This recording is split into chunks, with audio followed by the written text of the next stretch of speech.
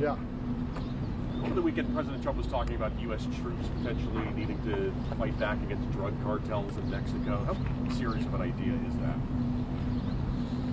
Well, there's a reason the president designated them terrorist organizations, right? The drug cartels have killed more Americans than recognized terrorist organizations before then, right? I mean, they killed more Americans than ISIS or any other terrorist groups. I mean, they've killed hundreds of thousands of Americans. So they're a terrorist organization. We need to treat them like terrorist organizations.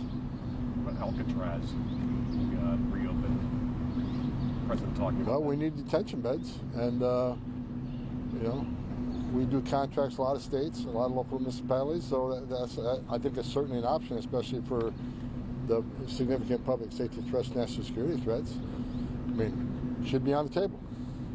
Is the administration looking at countries beyond El Salvador for mass deportation? CBS News has some reporting that there's talks underway with countries in Africa and elsewhere. There's talks underway for other countries that are willing to take illegal aliens that their own countries won't take them. So we'll find a third safe country to take them. So yeah, there's talks underway. Do you have any cost estimates on reopening of Alcatraz? I just answered that. I mean, it's on the table. It should be on the table because we need detention beds, and I think that's an appropriate place for the significant public safety threats, national security threats. Why not? I mean, what's the difference between that? Do you have an idea how expensive it would be? I have no idea. How many countries are you in talks with potentially? No comment. What sort of impact do you see in having the self-deportation, offering $1,000 now for legal immigrants to self-deport through the app? Well, I think you'll have some movement, right? Because I think people are finally getting the message. If you leave on your own, you can take advantage of legal programs, come back. But we have to go through the process of formally deporting you. There are mandatory bars against you for up to 20 years, sometimes forever. So, if you want to take advantage, come back as a worker, a tourist visa, a visitor's visa, a student visa, or have a U.S. citizen child if you have one, petition for you in the future. Leave yourself open to the opportunity of legal entry. Do things the right way. There's millions of people standing in line right now doing things the right way. Taking the test, doing the background investigations, paying their fees. They're sitting in the back seat while millions of people are allowed into this country under the Biden administration that simply don't qualify for asylum. Most of them will lose that asylum claim.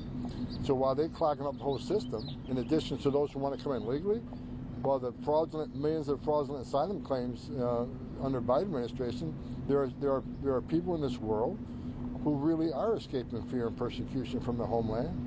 But they're sitting in the back seat too because millions of people cheated the system, come across the border and released in the United States that caused a significant backlog in immigration court. And that wasn't by accident, it's by design. Let's just overwhelm the system so it takes 5, 7, 9 years to go through the whole process if they take advantage of the appeals process. They know exactly what they're doing. That's why they weren't in ICE detention. Because in ICE detention, they get a hearing within 35 days. But if we release millions of the country, overwhelm the system so they don't get a hearing in 5, 7, 9 years, then maybe there's a Democrat administration in power. Now we can have an amnesty. They know exactly what they're doing. They're playing the long game.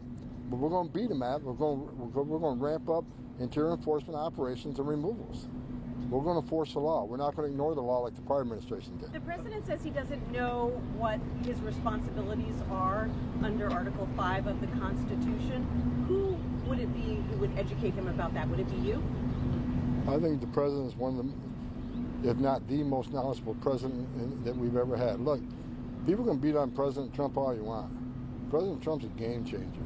I've worked for 6 presidents, starting with Ronald Reagan. I'm a border guy. Even President Clinton and Obama took steps to secure the border because they understood you can't have national security if you don't have border security.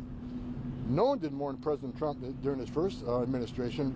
We handed the Biden administration the most secure border in my lifetime, and he purposely unsecured it. First president in history of the nation to do that. Look at what President Trump achieved in 8 weeks. He did in 8 weeks what Joe Biden couldn't and wouldn't do in 4 years. We have the most secure border in the history of this nation right now because of President Trump. Greatest president of my lifetime. You can quote me on that.